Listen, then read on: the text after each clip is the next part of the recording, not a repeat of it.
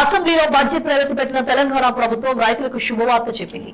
తమ ప్రభుత్వం రైతు పక్షపాతిగా వ్యవసాయ రంగాన్ని మరింత లాభసాటిగా మార్చే ఆలోచనతో ఉందని ఈ సందర్భంగా డిప్యూటీ సీఎం బట్టి విక్రమార్క స్పష్టం చేశారు. రైతులకు క్వింటాలకు 500 బోనస్ ఇవ్వనున్నట్లు ప్రకటించారు. ఈ ఏడాది నుంచి అమలు చేస్తామని హామీ ఇచ్చారు. మొత్తం 33 రకాల సన్న వడ్లకు ఇది వర్తిస్తోందని, దీని ద్వారా వరి పంటను లాభసాటిగా మార్చడమే తమ లక్ష్యమన్నారు.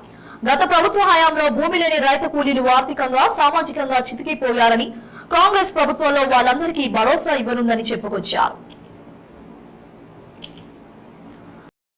తెలంగాణలో వరి సాగు చాలా విస్తృతంగా జరుగుతుంది. పండిన పంటకు సరైన ధర రాక, పెట్టుబడి కూడా దక్కక రైతులు తీవ్రంగా నష్టపోతున్నారు.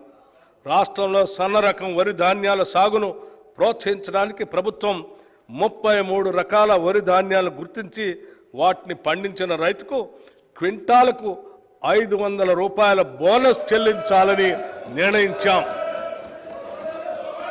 దీనివల్ల సన్న రకాల వరిని పండించే సాగు భూమి విస్తరణ పెరిగి రైతులకు ఆర్థిక ప్రయోజనం చేకూరుతుంది.